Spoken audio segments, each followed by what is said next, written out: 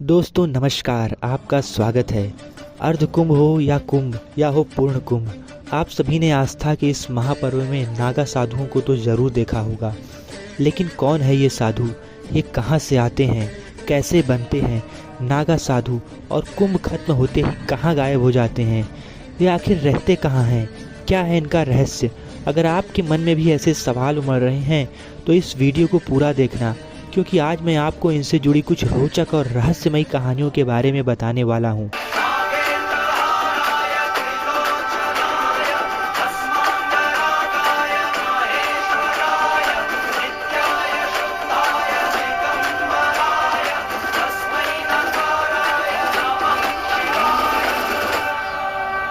सबसे पहले तो ये जान लेते हैं कि इस नागा शब्द का अर्थ क्या है। तो दोस्तों, ये शब्द संस्कृत से लिया गया है, जिसका अर्थ पहाड़ होता है। नागा का अर्थ नग्न रहने वाले लोगों से भी है, जो बिना वस्त्र के रहते हैं। उत्तर पूर्वी भारत में रहने वाले लोगों को भी नागा कहते हैं। नागा साधु बनने की प्रक्रिया बहुत कठिन होती है। इसके बहुत से नियम निर्धारित किए गए हैं, जैसे कि ब्रह्मचर्य का पालन। कोई भी व्यक्ति जब नागा साधु बनना चाहता है तो सबसे पहले उसके आत्मनियंत्रण की स्थिति को परखा जाता है। उससे लंबे समय तक ब्रह्मचर्य का पालन करवाया जाता है। इस प्रक्रिया में सिर्फ शारीरिक ब्रह्मचर्य ही नहीं, बल्कि मानसिक नियंत्रण को भी परखा जाता है। दीक्षा देने से पहले यह तय किया जाता है कि दीक्षा लेने वाला पूरी तरह से वासना और इच्छा से मुक्त हो चुका है या नहीं। यही नहीं, बल्कि दीक्षा लेने वाले के मन में सेवा भाव का होना भी आवश्यक माना जाता है। ये भी माना जाता है कि जो भी साधु बन रहा है वो धर्म, राष्ट्र और मानव समाज की सेवा और रक्षा करने के लिए बन रहा है। दूसरा, स्वयं का श्राद्ध और पिंडदान। नागा साधु बनने के लिए सबसे महत्वपूर्ण कार्य है स्वयं का श्राद्ध और पिंडदान करना। इस प्रक्रिया में साधक स्वयं को अपने परिवार और समाज के लिए मृत मानकर अपने हाथों से अपना श्राद्ध कर्म करता है। इसके बाद ही उसे गुरु द्वारा नया नाम और नई पहचान मिलती है। तीसरा, वस्त्रों का त्याग। नागा साधुओं को वस्त्र धारण करने की अनुमति नहीं होती। अगर वस्त्र धारण करनी है तो सिर्फ गेरुआ रंग के वस्त्र ही पहन सकते हैं, वो भी केवल एक। नागा साधु का श्रृंगार भस्म है। नागा साधुओं को शरीर पर सिर्फ भस्म लगाने की अनुमति होती है। नागा साधु का श्रृंगार ही भस्म है।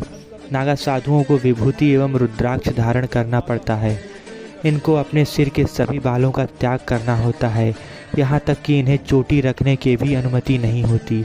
अगर ये बाल रखना चाहते हैं तो इन्हें संपूर्ण जटा को आजीवन धारण करना होता है। चौथा, दिन में एक बार भोजन। नागा साधु को दिन और रात मिलाकर केवल एक ही समय भोजन करना होता है, वो भी भिक्षा मांगकर। एक नागा साधु को अधिक से अधिक 7 घरों से भिक्षा मांगने का अधिकार है। अगर इन 7 घरों में से भिक्षा ना मिले तो उन्हें भूखा ही रहना पड़ता है। जो खाना मिले उसे आदर के साथ ग्रहण करना होता है। नागा साधु सोने के लिए पलंग या खाट का भी उपयोग नहीं कर सकते। यहाँ तक कि नागा साधुओं को गद्दे पर भी सोने की अनुमति नहीं है। ये केवल ज़मीन पर ही सोते हैं। यह बहुत ही कठोर नियम है, जिनका पालन प्रत्येक नागा साधु को करना पड़ता है। पांचवा, गुरु मंत्र में ही आस्था रहना। गुरु द्वारा मिले गुरु मंत्र में ही आस्था होना बेहद ज़रूरी है। भविष्य में आने वाले सभी जप तप इसी गुरु मंत्र पर ही आधारित होते हैं। साथ ही इन्हें सामाजिक लोगों से एकदम अलग रहना पड़ता है, और ये लोग साधु संतों को छोड़कर अन्य किसी को प्रणाम भी नहीं कर सकते और ना ही किसी की निंदा कर सकते हैं। नागा साधु बनने के लिए अखाड़े में प्रवेश करने के बाद उस व्यक्ति के ब्रह्मचर्य की परीक्षा ली जाती है, जिसमें 12 साल लग जाते हैं।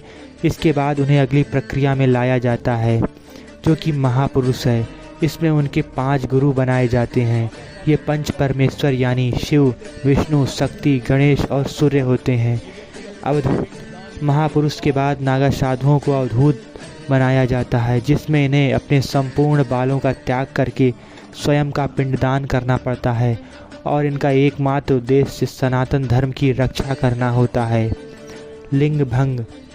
इसमें अखाड़े के ध्वज के नीचे 24 घंटे बिना वस्त्र के हाथ में एक दंड और मिट्टी का एक पात्र लेकर खड़ा रहना पड़ता है। इसके बाद अखाड़े के साधुओं द्वारा वैदिक मंत्रों से लिंग को निष्क्रिय किया जाता है। इन सभी कठिन प्रक्रियाओं के बाद तैयार होता है एक नागा साधु। कहाँ रहते हैं नागा साधु? नागा साधु सामाजिक दुनिया से दूर अपनी ही रहस्यमयी दुनिया में रहते हैं। हिमालय की कंदराओं और दुर्गम स्थान में ही इनका निवास होता है। उनका कहना है कि जब माँ गंगा हमें बुलाती हैं तो हम कहीं भी हो दौड़े अपनी माँ की गोद में चले आते हैं। नागा साधु शस्त्र विद्या में भी निपुण होते हैं। तलवार, भाला, त्रिशूल इनका मुख्य हथियार है और इतिहास में इन्होंने इन्हीं कौशल के आधार पर कई बार सनातन धर्म की रक्षा भी की है। नागा साधु जहाँ भी जाते हैं अपनी धुनी जमाते हैं और उसी से तैयार भस्म को अपने शरीर पर लगाते हैं और रुद्राक्ष को भी धारण करते हैं। यही इनका श्रृंगार है। इनका जब देहावसान होता है तो इन्हें जल समाधि या भू समाधि में विलीन किया जाता है। तो दोस्तों, ऐसा होता है नागा साधुओं का जीवन। वीडियो अच्छी लगी हो तो लाइक करें और चैनल को सब्सक्राइब करना ना भूलें।